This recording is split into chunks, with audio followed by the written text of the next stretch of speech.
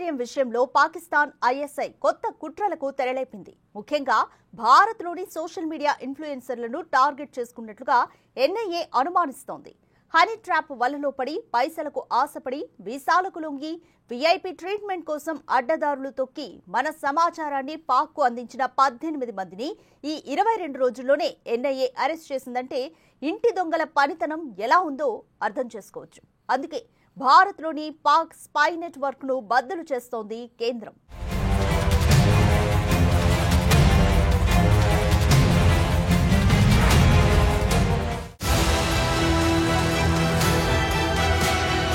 పాకిస్తాన్ అన్ని రకాల content ban. Pak వీడియోలు పోస్టు చేయొద్దు, భారత ఆర్మీ వివరాలు చెప్పొద్దు, మన సైన్యం కదలికలు చూపొద్దు.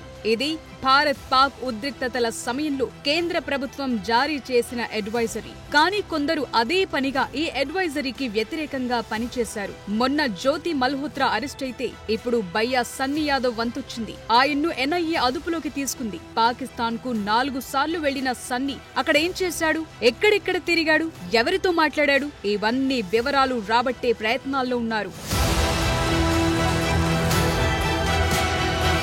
నిజానికి చట్టబద్ధంగా పాకిస్తాన్ వీసా తీసుకుని అక్కడకు వెళ్లటం, ఎక్స్ప్లోర్ చేయటం తప్పు కానే కాదు. కానీ అదే పనిగా పాకిస్తాన్ కు వెళ్లటం అంటే కథ మరోలా ఉందని అర్థం చేసుకోవచ్చు. పాకిస్తాన్ గురించి ఆహా ఓహో అని చెప్పటం, వారిచ్చే ఆతిథ్యాన్ని స్వీకరించి మన దేశపు వివరాలు పంచుకోవటం తప్పు. జ్యోతి మల్హోత్రా విషయాన్నే తీసుకోండి. పైకి చూస్తే ఆమె ట్రావెల్ వ్లాగర్, కానీ ఆమె వెనుక AK-47లతో పాకిస్తానీ గన్మెన్లు ఉండటం పెద్ద డౌట్లు క్రియేట్ చేసింది. తీగ లాగితే డొంక కదిలింది, బండారం మొత్తం బయటపడింది.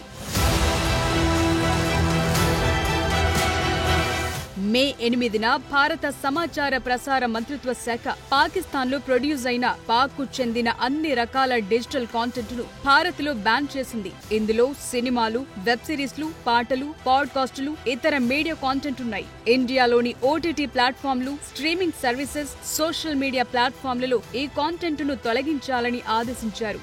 ఎవరు అప్లోడ్ చేయొద్దన్నారు, చేస్తే కఠిన చర్యలుంటాయన్నారు. కానీ ఇక్కడ చూడండి, యూట్యూబర్ భయ్యా సన్నీ యాదవ్ లేటెస్ట్ అప్లోడ్స్ అన్ని పాకిస్తాన్ టూర్ కు సంబంధించినవే ఉన్నాయి. అందుకే ఎన్ఐఏ చేతిలో బుక్ అయ్యాడు. నిజంగానే గూఢచర్యం చేశాడా, చెయ్యలేదా, కేవలం బైక్ రైడ్ ఎక్స్ప్లోర్ మాత్రమే చేశాడా, అసలేం జరిగిందన్నది ఎన్ఐఏ విచారణలో తేలుతుంది. అదే నెక్స్ట్ మ్యాటర్. కానీ పాకిస్తాన్ లో తీసిన వీడియోస్ అప్లోడ్ చేయొద్దని ఒకవైపు కేంద్రం సీరియస్ గా ఆదేశాలిచ్చినా సన్నీ మాత్రం అవేవీ పట్టనట్లు అప్లోడ్ చేయటమే ఇప్పుడు కీలకంగా మారింది. భారత్ పాక్ మధ్య ఉద్రిక్తతలు ఉన్న టైంలో ఎందుకిలా అప్లోడ్ చేశాడన్నది ఎన్ఐఏ తేల్చబోతోంది.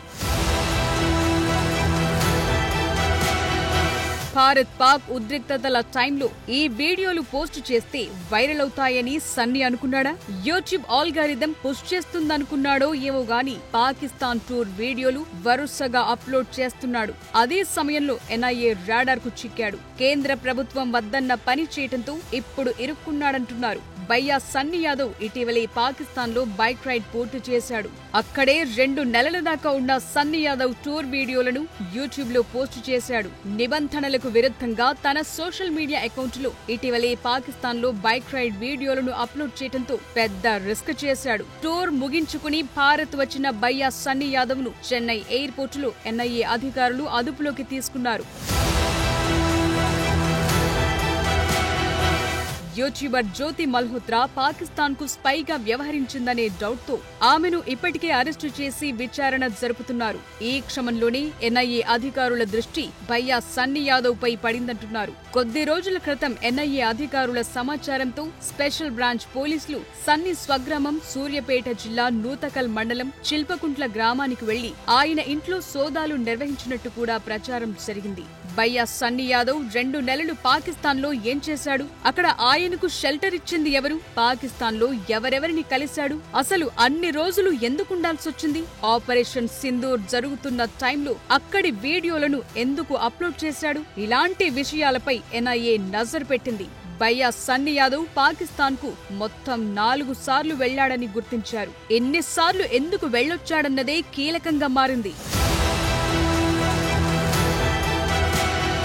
పాకిస్తాన్ టూర్ పై విమర్శలు రావడంతో భయ్యా సన్నీ యాదవ్ ఇటీవలనే ఓ వీడియో రిలీజ్ చేశాడు. తనపై కొంతమంది తప్పుడు వీడియోలు పెడుతున్నారని, ఎలాంటి ఆధారాలు లేకుండా తప్పుడు ప్రచారం చేయొద్దన్నాడు. సో అస్సలు మ్యాటర్ ఏంటో మొత్తం త్వరలోనే బయటకు రాబోతోందంటున్నాయి ఎన్ఐఏ వర్గాలు.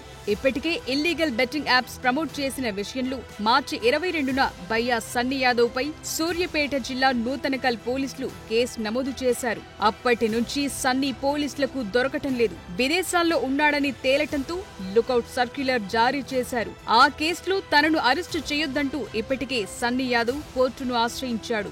సో ఒక సమస్య ఉండగానే పాకిస్తాన్ టూర్, అక్కడి వీడియోలు అప్లోడ్ చేయటం ద్వారా మరో సమస్యలో ఇరుక్కున్నాడు భయ్యా సన్నీ యాదవ్.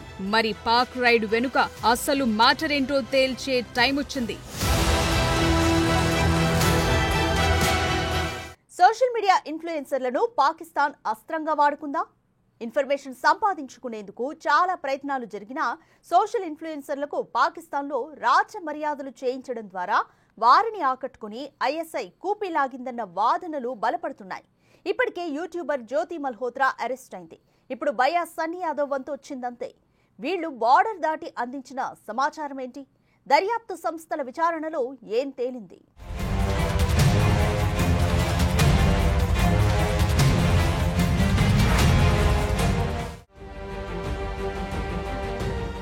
పాకిస్తాన్ ఐఎస్ఐ కొత్త తరహా కుట్రలను భారత్ ఛేదిస్తోంది. పాక్కు సున్నితమైన సమాచారాన్ని చేరవేసిన వారి భరతం పడుతోంది.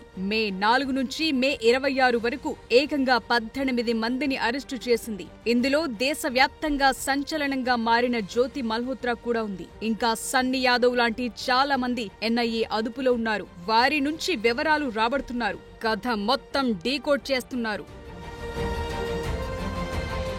పంజాబ్, హర్యానా, ఉత్తరప్రదేశ్, ఢిల్లీ, రాజస్థాన్, గుజరాత్, మహారాష్ట్రలు పాక్ ఐఎస్ఐకి సమాచారం అందించిన వారిని ఎన్ఐఏ అరెస్టు చేసింది. ఇందులో యూట్యూబర్లు, వ్యాపారవేత్తలు, ఓ సిఆర్పీఎఫ్ జవాన్, వ్యాపారవేత్తలు ఇలా అన్ని నేపథ్యాలున్నవారు ఉన్నట్లు గుర్తించింది. వీరు సున్నితమైన సైనిక సమాచారాన్ని వాట్సాప్, ఎన్క్రిప్టెడ్ సోషల్ మీడియా, ఇతర డిజిటల్ ప్లాట్ఫామ్ల ద్వారా పాకిస్తాన్కు అందించినట్లు ఆరోపణలున్నాయి. ముఖ్యంగా హర్యానాకు చెందిన యూట్యూబర్, ట్రావెల్ వ్లాగర్ జ్యోతి మల్హోత్రా వ్యవహారం బయటకొచ్చిన తర్వాత కేంద్రం మరింతగా అలర్ట్ అయింది. ISI social media spy network ను బద్దలు కొడుతోంది. 33 ఏళ్ల జ్యోతి మల్హోత్రాకు పాకిస్తాన్ హైకమిషన్ లో పనిచేసే డానిష్ తో సన్నిహిత సంబంధాలున్నట్లు గుర్తించారు. డానిష్ పాకిస్తాన్ హైకమిషన్ అధికారి. మే 13న గూఢచర్యం ఆరోపణలతో అతన్ని భారత్ నుంచి మన దేశం బహిష్కరించింది కూడా. ఇలాంటి వ్యక్తిని 2023లో పాకిస్తాన్ వీసా కోసం మల్హోత్రా కలుసుకుంది. అతడి సహకారంతో 2 సార్లు పాక్, ఒకసారి చైనా వెళ్లినట్టు గుర్తించారు. ఆపరేషన్ సింధూర్ సమయంలో ఆమె సున్నితమైన సమాచారాన్ని పాకిస్తాన్ ఇంటెలిజెన్స్ ఆపరేటివ్లకు అందించినట్లు ఆరోపణలొచ్చాయి. దీంతో ఆమెను మే 16న అరెస్టు చేశారు. జ్యోతిని ఐఎస్ఐ ఒక స్పై అసెట్ గా చూసిందని ఐడెంటిఫై చేశారు పోలీసులు. బ్యాంక్ ట్రాన్సాక్షన్స్, ట్రావెల్ హిస్టరీని పరిశీలిస్తున్నారు. నిజానికి పాకిస్తాన్ వెళ్లిన ప్రతిసారి జ్యోతి మల్హోత్రాకు విఐపీ ట్రీట్మెంట్ అందింది. వెనుక ఎప్పుడూ గన్మెన్లు కాపలాగా వెళ్లారు. అసలు ఓ సాధారణ యూట్యూబర్ కు ఇంత విఐపీ ట్రీట్మెంట్ ఎందుకిచ్చారు అన్న కోణంలో దర్యాప్తు చేస్తే అస్సలు డొంకంతా కదిలింది. కాలు కింద పెట్టకుండా సేవలు చేయించింది ఐఎస్ఐ. ఇందుకు ప్రతిఫలంగా ఎలాంటి ఇన్ఫో తీసుకున్నారన్నది ఇప్పుడు ఎన్ఐఏ కూపిలాగుతోంది. అంతేకాదు భారత్ లోని పాకిస్తాన్ హైకమిషన్ కు పలు సందర్భాల్లో జ్యోతి మల్హోత్రా వెళ్లింది. అక్కడి ఈవెంట్లకు హాజరైందని గుర్తించారు.